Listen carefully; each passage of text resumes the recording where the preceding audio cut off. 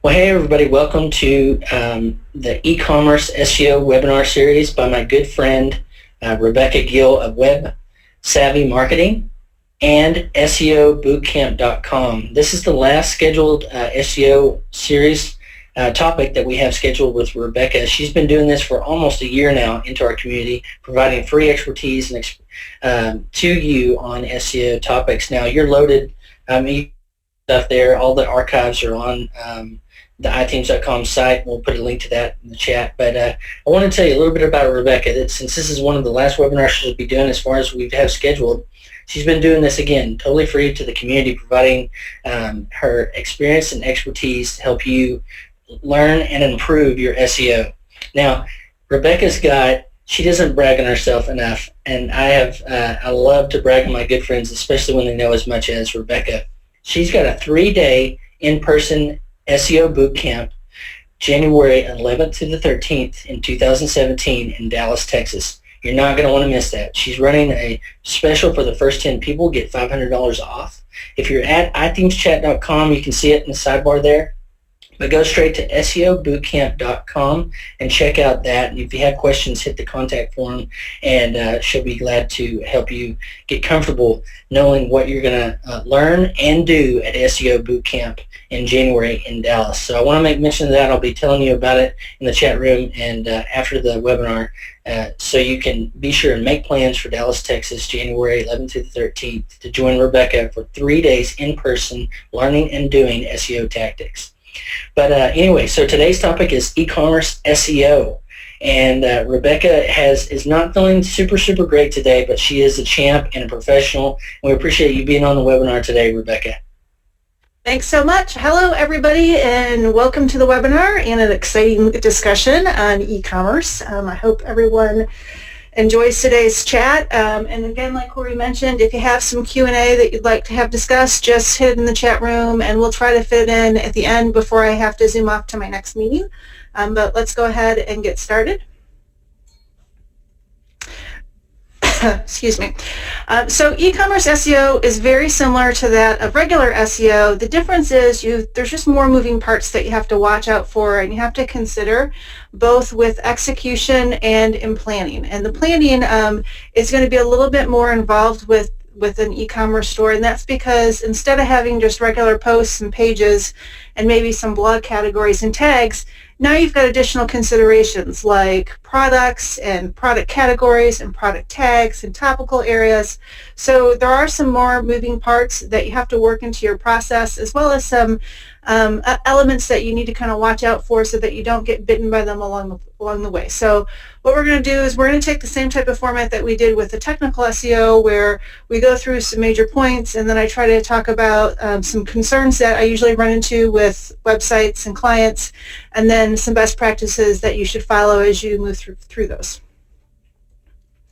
Okay, so for the first one is keyword research. If anybody knows me, you know that I'm a very strong believer in keyword research at the very beginning of the process. It's paramount for building a foundation for SEO and for you to utilize that as you move forward with your process. One of the tools that I have, first and foremost, I want to talk about real quick, is the Google AdWords Keyword Planner. And my SEO course uses that a lot.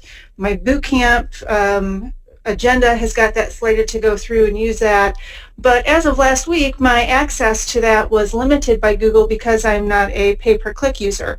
And if you are in the same boat as I am, you will run into that when you log into this tool moving forward. So basically just what happened real quick is the fact is when you go into this tool and you put in your suggested keywords, instead of getting fairly precise recommendations for search volumes, you're getting really broad ones that don't really help at all.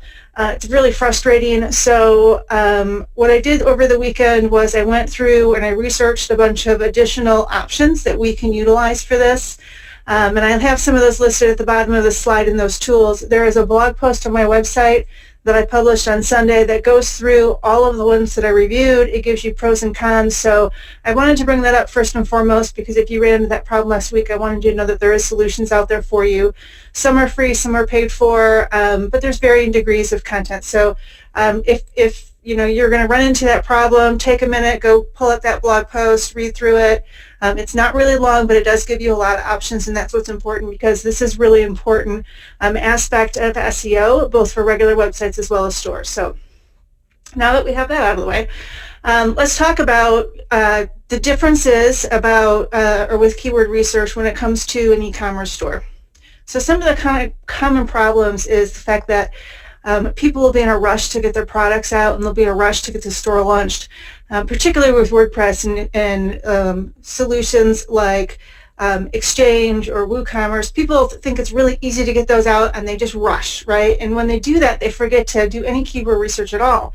So the stores are whipped up, and there's no planning, which is a problem, because the planning should really come before you launch that store. It should be at the beginning of the process. If there is keyword research done, a lot of times it's haphazard. There's not a lot of thought put into it, not a lot of research. Another problem I see is that they're really, really broad keywords. We're going to go through some examples today, but they're so broad that they're not actually relevant to your buyer. So that's another thing to be careful about. So the best practice for managing keywords within an online store is, first and foremost, research your products. If you're repping other manufacturers' products, make sure you research that manufacturer. Dig into their website, dig into their keywords, dig into competitors. So if you're repping manufacturers and you're reselling products or just distributing them, look at who else sells those products. Look at what they're doing. See their keyword activity and usage and where they're ranking, and try to learn from that and do better. If you're selling your own products, research competitive websites to those products. And anything that you can about the users who will be purchasing them, and really, having a need for them. The more research you do at the beginning, the more success you're going to have later on with the store launch. So just as I go through with my other course, or my courses and my other presentations, once you do that research, the next step is to create a seed list of your products, and think not just products, think categories and topics. And a topic could be winter, it could be seasonal, it could be holiday, it could be clearance. There's just various options that you can kind of add into the website that are in addition to the products and categories. Pull the search volumes for your seed list, the keywords that you think that are going to be important. Again, I've listed those tools at the bottom. The top tool is going to be no longer my favorite, unfortunately, but there's some options that I recommend and that I'm now using myself. And then, the next step is, after you pull those volumes and you look at those and you compare those to your competitors and what else is ranking in search, start ranking those keywords for relevance for yourself, so you can decide which ones do you really want to go after and which ones do you need to weave into the store. Once you've done that keyword step and that process, you're going to go into site mapping, just like we would with the other areas of a website or a blog. The difference now is you've got more moving parts.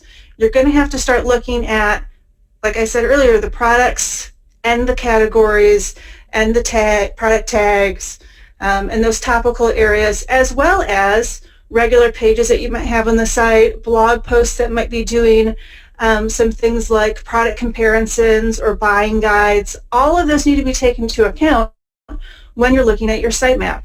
And this should really be done before you start building out your products, before you start creating categories and tags within the online store.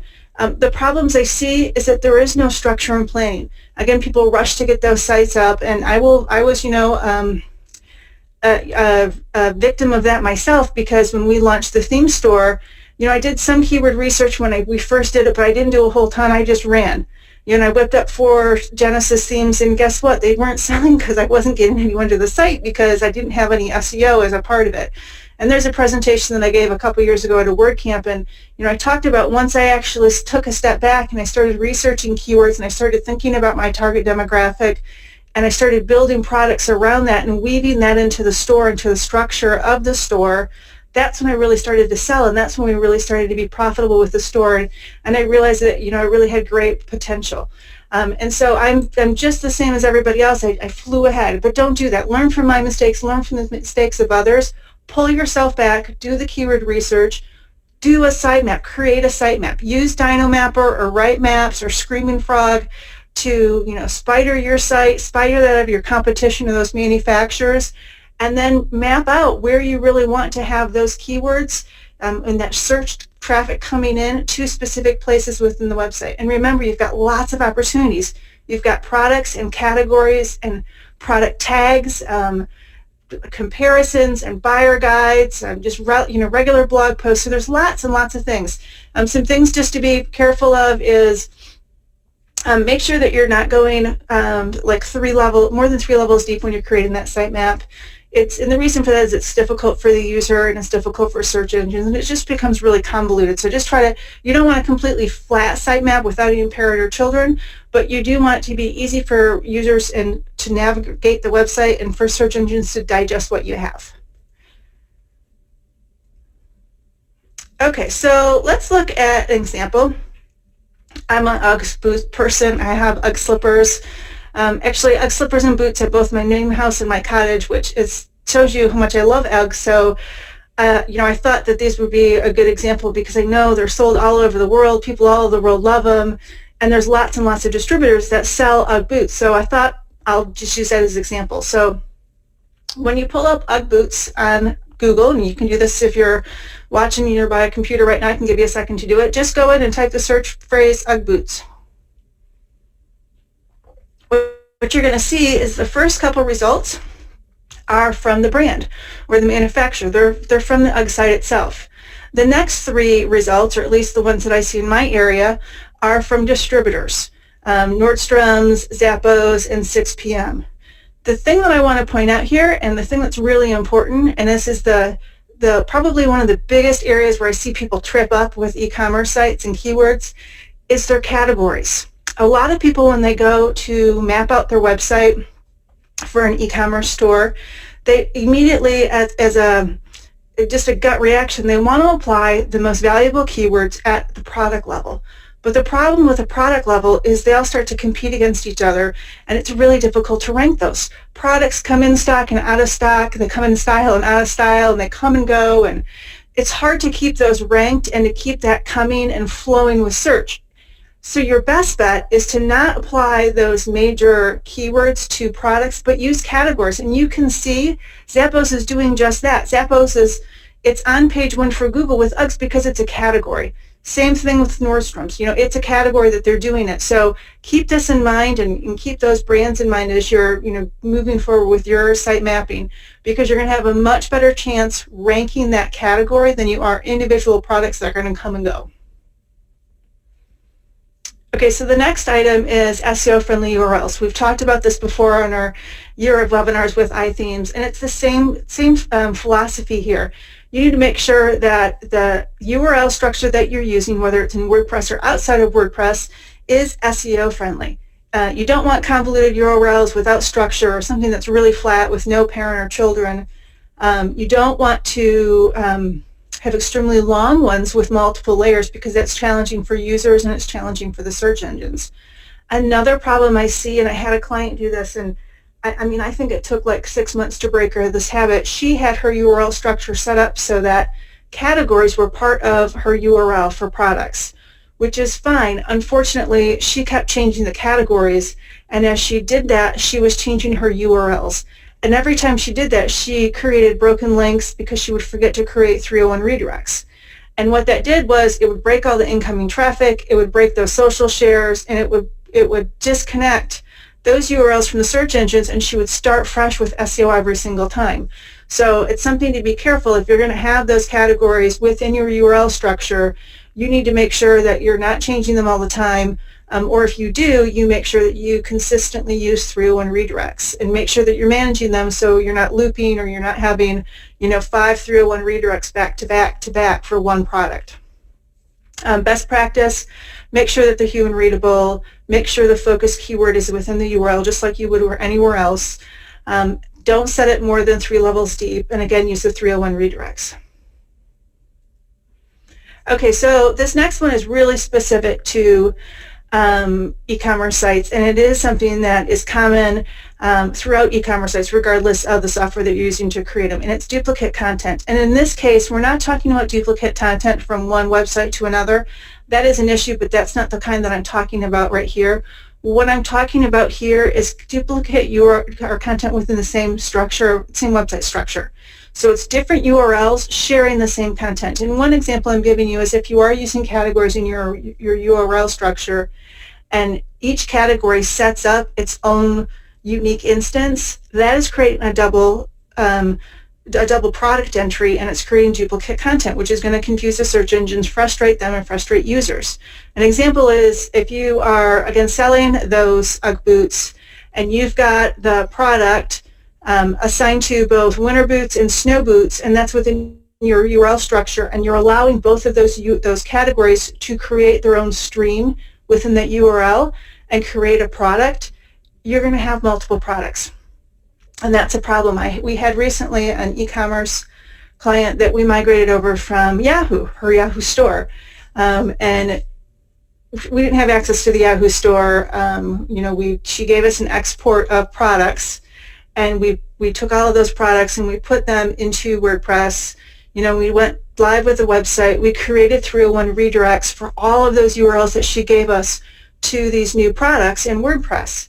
And everything we thought was great because, we were in our process and we're following the path that we normally take, right? And with the 301 redirects, we know they're important. Well, what happened was after we went live, we had, she was putting tickets into our post-live support system saying that she's getting notifications of broken URLs and 404s from Google. And when we went to go look at that, all of a sudden we see all of these 404s because her Yahoo store was creating like 5 or 6 URLs and 5 or 6 products for every single item she had. She had no idea it was doing that. This whole time she's had the Yahoo store, she had no idea that was an issue. And so we've been doing cleanup with her, and she closed down the Yahoo store, so we have no idea, what those URLs were. We don't have a way to get to them. So we just have been doing manually cleanup with her and creating 301 redirects for every time we get a notification and trying to clean all of that up. So that URL structure for the Yahoo store, definitely bad. We've not run into that situation before, and I hope we don't ever run into it again. But that's something to watch out for. And we explained to her, our client, that you had all these duplicate pieces of content out there, which no wonder you weren't showing up in search because the search engines didn't know which one to pick.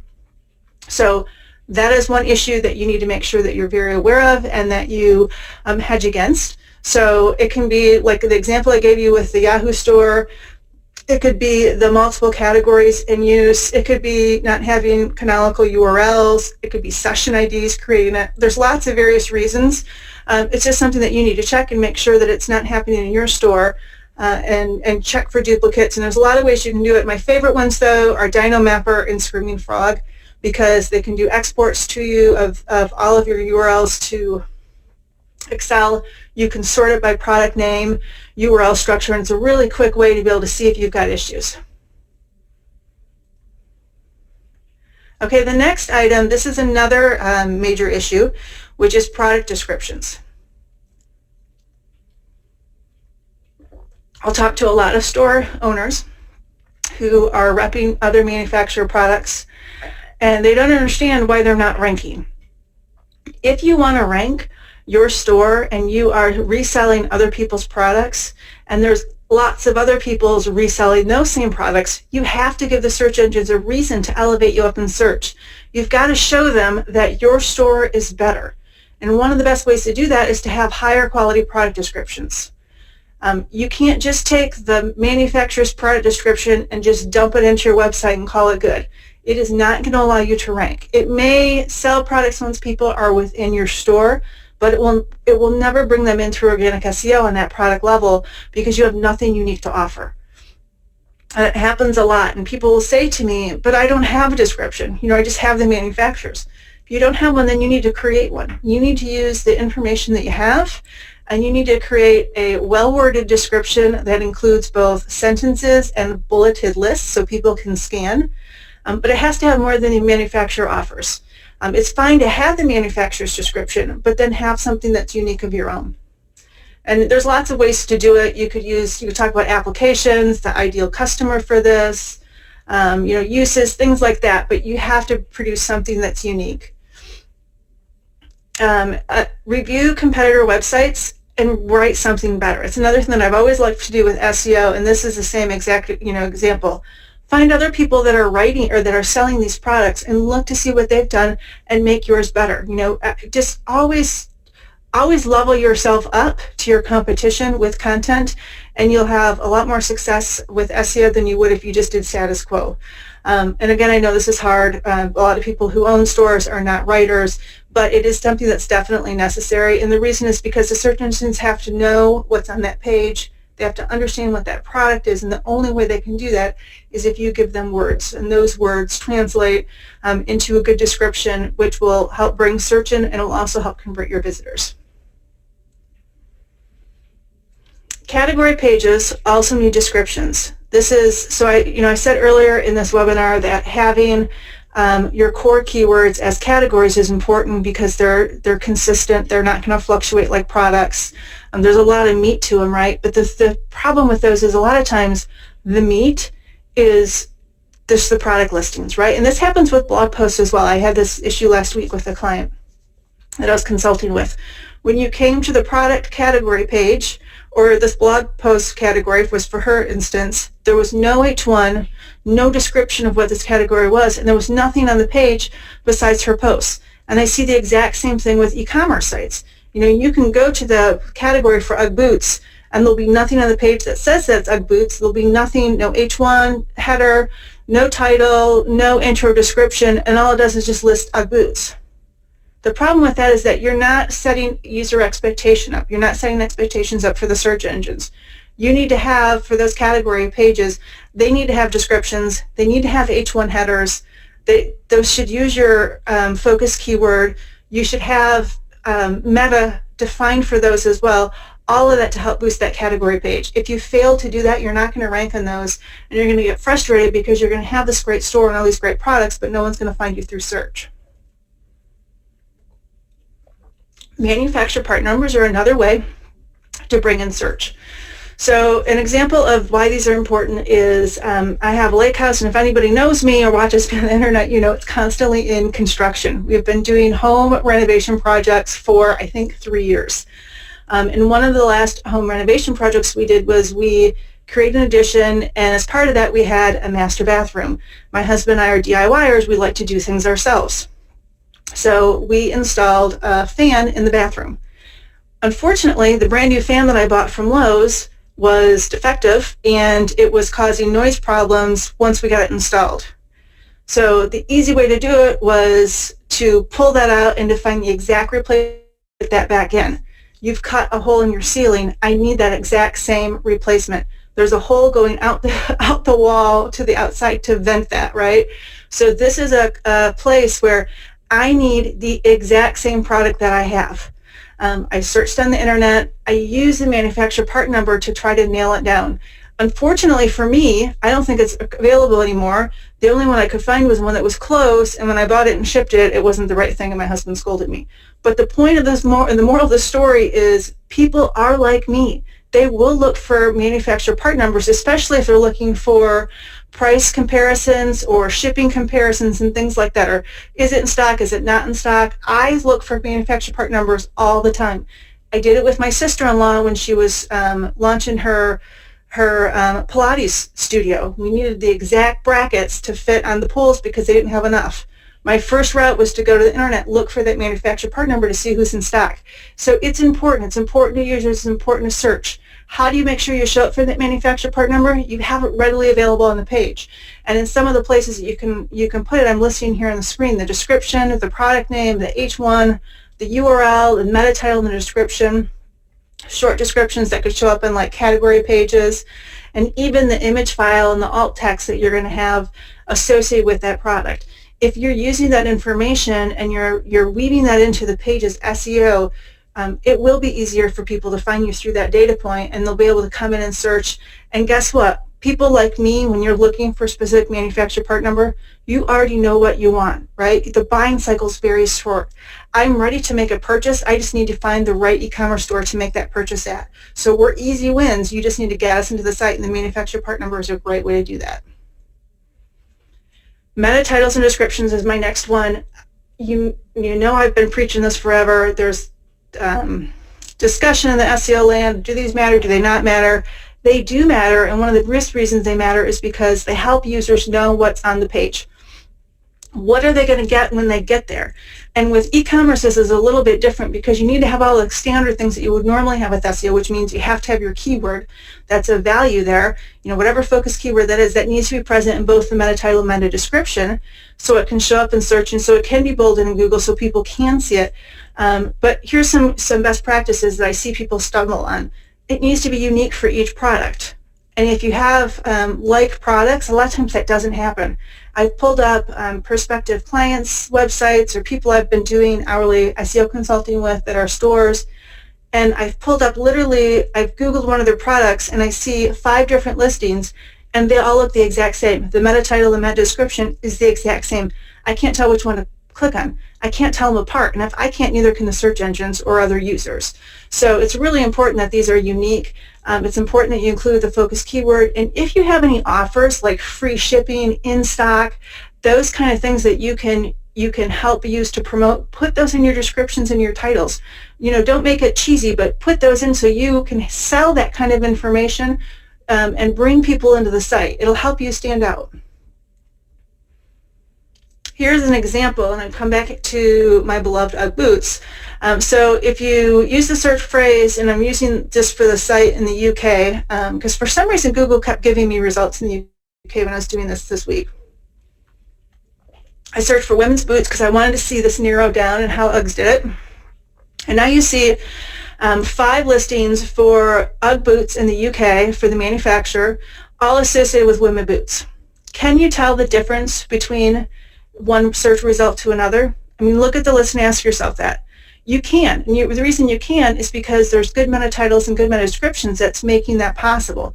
This is for both the user and it's for the search engines. And notice that some of these are saying, buy online with free delivery.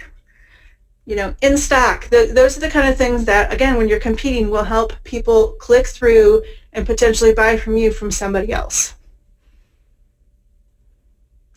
Okay, so the next item is breadcrumbs. If you've ever shopped online and you've gone to a Home Depot or a Lowe's, and of course I've been there because I'm the DIY home renovation person, they've got breadcrumbs. And for people like me, it's really important that they have breadcrumbs because it helps me jump around on the site and easily navigate from one area to another to really zoom down on what I need. And I do this whether it's something as small as filters or it's something as big as an entry door. Was the last search that I did. Breadcrumbs improve usability. They help eliminate additional clicks, which keeps people on the site and closer to the purchase. They show hierarchy, they reduce bounce rates, and they help with search engine optimization. Some common problems, I was reading this week that 23% of e-commerce sites don't have breadcrumbs at all, and 68% suffer from subpar breadcrumbs. They are important. Are they necessary in every single website? No. But I think that they're really important on e-commerce if you have a large store because, again, it helps people navigate around. When you implement breadcrumbs, make sure it's showing the category as well as the product so people can really, move back and forth. Make sure they're styled so they're really easy to read and use. And check mobile devices to make sure that they're usable on mobile. I actually will pull up products within Home Depot or Lowe's to see additional information on them online. And one of my big struggles is sometimes they limit the information that I see, and it drives me crazy. So make sure that you are seeing what you need to be able to see on your store so users can really still have that navigation experience even when they're on mobile. Okay, so the next item is link building. This is another issue. I've preached about this with regular websites. I'm preaching about this with e-commerce sites. And there's 2 different linking here. It's internal links from one place inside your website to another, and then there's inbound links coming in from outside websites. The first one, which is internal links, is telling the search engines which content is most important. If your categories are important, then you need to be building links into the categories. The inbound linking from outside websites help demonstrate authority and relevance. It's like the homecoming queen votes, as I had in my one presentation. They're really, really important, and they apply to an e-commerce store just like they would a regular website. What are some common problems? There's limited inbound linking strategy. The links are broken. There's no 301 redirects, and then there's limited or no inbound linking efforts whatsoever. What are the best practices? Use internal links to support your top SEO pages.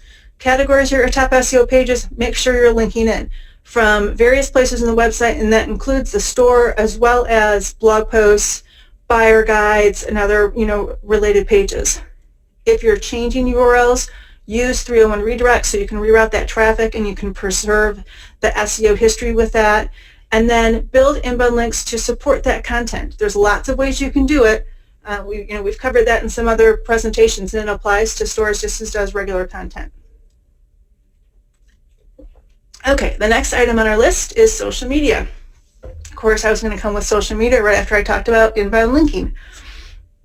Facebook dominates social media traffic and conversions, so much so that it's 50% of social referrals and 64% of social revenue. 87% of Pinterest users have purchased an item because of Pinterest. Those are really good numbers. And I would never have said that Facebook would sell, in our business, but it does. I actually see the highest number of conversions coming from Facebook groups, the WordPress specific groups that people are talking about, and this applies to both our stock themes as well as our online courses. And I would have told you it would be Twitter or LinkedIn, but no, it's not. For us, it's Facebook, and these numbers help demonstrate that. What are the problems I see when I talk to people or review their sites? First and foremost, their social accounts are dormant. They've set them up and forgotten about them. They have very little activity. Or if they do have activity, it's just them pushing, like a sale and free shipping and something like that, and doesn't actually get anybody to an actual product. Another one is lack of social sharing icons on products. So if you go to their website and you actually get, you get to a product, and if you want to share that or like it or anything else, there's no buttons on there. People are busy and they're not going to actively share your content, and that includes products, unless you give them an easy way to do it. So make sure it is easy for them to do it. And then the last one is failure to build communities and engagement. Like I just said, those communities where people will talk about our products and I might pop in and make a comment, those are really good for bringing in traffic. And it's because other people are talking about your products. They're already being your brand ambassadors, and so it makes it really easy for people to convert. So best practice, actively engage social media users, whether it's via your page, your personal profiles, or groups. Share content from the entire website and store, not just the URL for the homepage. Make sure it's your products, make sure it's your buyer guides and your reviews and things like that. And build a community first. Don't just start selling, build a community. Help people. Help make sure that you are providing value to them, which will help sell your products. When I write posts like I did this weekend, and I talked about those different options for looking for search volumes, I do that for two reasons. One is because I want to give back to the community, but the other reason is if I give back to the community, more people are aware of us, more people are bought into us, and are more apt to buy our products. So community first, sell second, and you'll be surprised at how rewarding and how much activity and sales you'll get out of that. Okay, so schema and rich snippets. So I gave an example up here, which is from our site, and I've seen this with our stock themes. So schema and rich snippets, it's the structured data that helps Google understand the content on your site, and it pushes the data into the search engine results pages, and that data can be things like ratings, whether it's in stock, the price, and it makes a difference for both the search engines to be able to digest what you have and what you offer, but it also makes a difference with click-through rates, because when you go to a page that's got 10 results on, like Google will have, and there's ads on there, and there could also be images and things like that, when you see those 5-star ratings, it grabs your attention, right? You immediately, your eye will zoom into it and will see, oh, look, they've got good ratings. That's produced from schema and those rich snippets. So they do help. They do help with SEO. They help with click-through rates. Common problems I see, really easy. There's no schema whatsoever, or it's been incorrectly applied. And you need to make sure that you're checking that. Google's got a structured data testing tool that you can utilize. My best practice is recommendation. First and foremost, allow product reviews. If you're producing a product for sale, it needs to be good. You need to allow reviews so people can give you feedback. Do I want you to review or allow in some crazy person who's obviously never bought your product? No. I mean, you got to monitor that, but you need to review, or you need to allow in reviews so people can really see, what is there. I look at reviews myself. I've looked at it before I bought flooring. major purchases like flooring or dishwashers down to boots or something from Amazon. I pay attention to them both as a user in search results as well as the actual product information. And then just really make sure that you apply it to the individual products, not the website as a whole, and then you validate that to make sure that you're executing it right. Google has very little tolerance when you push Schema onto a site and it's completely wrong. So XML sitemaps might be something that you look at this and go, okay, well, that's basic, but it's really not. A lot of people still don't know to have XML sitemaps. You'll run it, if you're a developer, you will still run into clients that don't have them. It's XML sitemaps apply to the store just like they do to a regular website. Common problems I have, they're missing, they're incomplete, they're full of errors. And I see that with not just small websites, I see that with major websites. Like I've said in prior webinars, I've seen people actually take HTML or sitemaps that are meant for the user and submit that up to Google, and these are large corporations.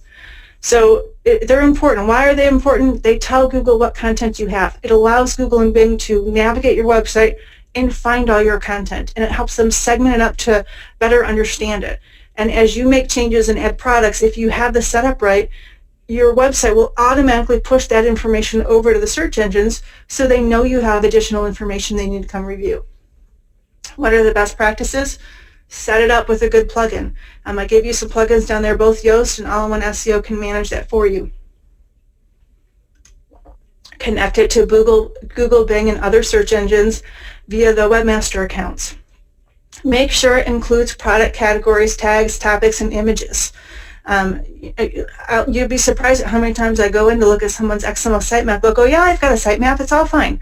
You go in, you look at it, it doesn't have anything like checked on, or maybe it's got pages and nothing else, and then they've never connected it to the search engines, and no one's ever, if they did connect it, go back and look for errors.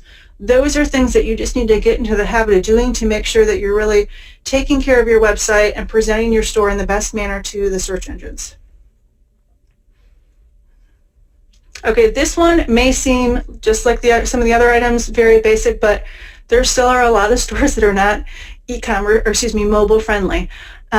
Mobile commerce is now 30% of all U.S. e-commerce. That's huge. By 2020, mobile commerce is going to make up 45% of total e-commerce. I mean, that's a lot of transactions done on a smartphone or a tablet. Common problems, lack of mobile website at all. I'm still amazed at how many people just don't have mobile websites. I'm really amazed at how many times I'm on a mobile website, and this applies to a big company, that automatically whips me over to their desktop website without me even knowing that was going to happen. That happened to me this weekend when I was on Thermatrue's website. They make doors, and they're high-end doors. They're not cheap doors. And I was just kind of browsing around in the websites on, I think it was my tablet, which was clearly a mobile version of their website, and then all of a sudden I popped over to the desktop and it rerouted me, and I was completely taken back because everything looked different and it wasn't what I wanted. My other pet peeve is when they hide information and they don't give it to me. So they scale that mobile experience down to just the bare minimums, and you really can't get any information at all. That is not good for the user. It's not good for search engine. It's going to really work against you. Large images, which will impact performance, and then a checkout process that's not optimized. When we first launched our store and we were selling the themes, that was something that was an issue for us. I totally honestly forgot to even really pay attention to it. I know the team had looked at it, but then we had made some changes, and after we'd made some changes, it was not optimized for mobile, and we had to go back and fix that. So that's something that you definitely need to make sure that you look through your entire purchase process, both from hitting the website and navigating around to the different categories, the different products, down to putting that item in the shopping cart and checking out. Go through that process to make sure everything is fully optimized. One of my best practices is, because I'm such a proponent of user reviews and I use them myself, is to make sure that they're not hidden on mobile, because it will make a difference as well.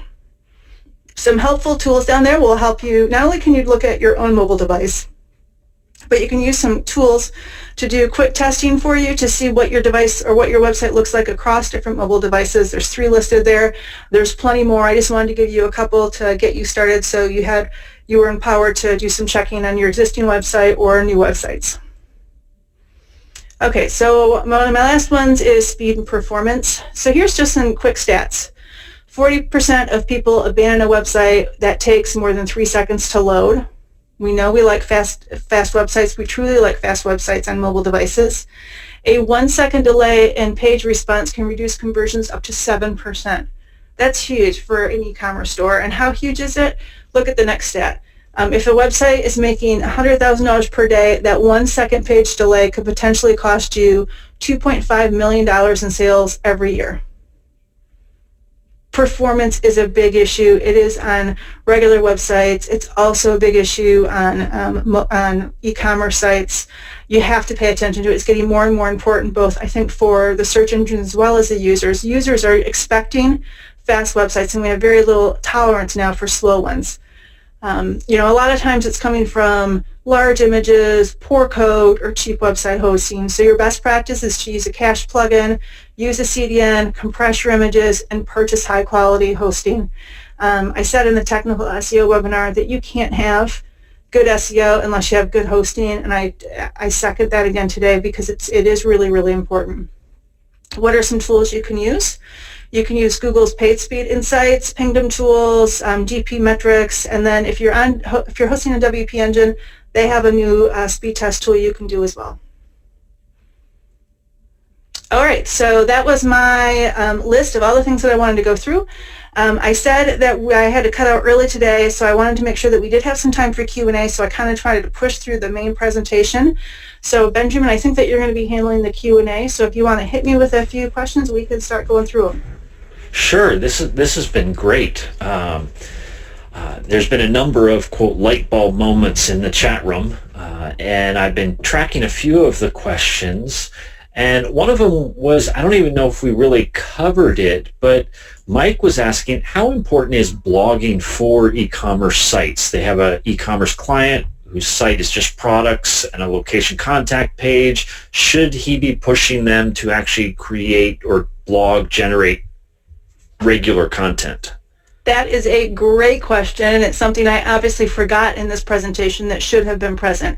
Yes, fresh content is important, right? So if you don't always have fresh products coming into your store and your stores kind of just sit there stagnant, you do need to have those blog posts. But I think you have to have it for a number of reasons. One is to show the search engines that you have fresh content. Two is to use those blog posts to build up the internal link structure and to push those links over to, and that traffic over to your individual products. 3 is to make sure that those blog posts are present for users to see that the site's active, that you're real people, and that you are an authority in your space. And then 4, which is another benefit, is to be able to have something to share on social media, so you're not always just pushing your products. You can educate, you can use those blog posts to educate people, and win their affection through those blog posts and get them over to your site to look at what else you have. So yes, absolutely, if you don't have fresh content on the site, the e-commerce store is going to suffer unless it is in a very, very niche-based segment where you don't have a lot of competition. Hey, before we get to the next question, Benjamin, I wanted to let everybody know that SEObootcamp.com, we've been so thankful for Rebecca sharing for the last almost a year now free webinars like this into our community to help educate, inform, improve your lives as a result. But I want to mention SEObootcamp.com, 3-day in-person workshop that Rebecca will be doing in January 11th to 13th in Dallas, Texas. I'll be there too, holding her gum, providing, help and assistance for people there. But you want to come if you want to take your SEO to the next level, you need to come to this workshop. And if you want to sell services, SEO services to your clients, this is an excellent workshop for that. 3 days in person. The stuff you're getting here, you're going to get that plus her roaming around the room and helping answer questions and things. So I want to make sure before we take the next question, Benjamin, that everybody knows she's been doing this for free, but she's got SEObootcamp.com coming up in January, and the first 10 people will get $500 off that workshop. It's going to be worth every penny. Rebecca, I think last time I talked to her about her project price starts at like $10,000. So 3 days with her, getting your SEO strategy down and doing the work, because she's going to make you work in that, is going to be worth every every moment there. So check out SEObootcamp.com. Okay, Benjamin, next question. Corey said I was going to run around the room, but really what we're going to do is we're going to dance around the room, and Corey is going to be dancing as well. He just does not know it yet. There you go. That's worth the price right there, probably, for entertainment value. So, leaving on Corey dancing, Marge actually asked the question, how much content is needed on that category page? We know we've got to have something, but is there a target word length that we should be hitting for? There's not a target word length, and it's going to vary based on industry, based on type of product that you're selling and your competition. I would have a minimum enough that's going to be sufficient to tell users what is on that page, as well as give an indication to search engines of what's on that page, and then have something to feed over on that for that category page over to the search engine results page, so that will show up as that meta description. That description that's going to show underneath the title of the page and before the URL. At a minimum, that's how much you have to have. You don't want to have so much that it pushes your products down, because that's going to go against you, but you definitely have to have enough so that it warrants activity. And what I would do is I would start with the minimum, and then I would see how that goes, and how the results shift, and then I would continue to add based on that. And in the line of talking about adding content within an e-commerce site, there was a question about using YouTube clips, and is this something that people should look at utilizing as an additional method of content for e-commerce? Yes, amen to that. So YouTube, and even though I don't do it a lot myself because I find recording myself in video painful, that's a disservice to us, right? YouTube is great. Videos are great. People love videos. Search engines love videos. They really are a personal way to help augment your sales and help people understand your product. There's so many different ways that you can use them to support the sales of your product, whether it be just on YouTube or integrated also within your site or your product pages. Power on with YouTube. If you have the ability to create videos and to record videos to help in your sales process, do it no matter what your site is, whether that's e-commerce or just a regular old website. And Megan was asking a question about a site that would have 10 distinct products. How many keywords would you recommend having? I think she's dealing a little bit more with, in the categories you were talking about, putting the products inside categories and the layout. But then the keywords are another aspect of that. Yeah, so if you only have 10 products, you're not going to have a ton of keywords. It's going to depend on whether your individual products can have keywords, or they can't. So there's not a definitive answer for that, because I don't know exactly what you're selling and the nature of that product. So at a maximum, you can have 1 to 2 probably phrases per product and 1 to 2 phrases per category. If you're really dominant in your industry and you're really dominant in search, you could potentially go after more, but it's really going to vary by website and by product offering. Well, hey, Rebecca needs to head on to her client meeting, and we want to be sympathetic to that and also be very thankful. So if you don't head over to SEObootcamp.com, do that right now and check out her upcoming workshop. And then if you've got a lot of value, which if you've stuck on for any length of time, you've seen some real good value you can take, put onto your e-commerce stores. But say thanks to Rebecca Gill online on Twitter, at Rebecca Gill. You'll see that on the title slide. And check out her other offerings. She's got DIYSEOcourses.com, which if you can't get to the in-person workshop in Dallas, it's a great option to really extend your SEO skills. But Rebecca, thank you so much, and hope you feel a little bit better, and good luck on your client meeting. My pleasure. Thanks so much, everyone.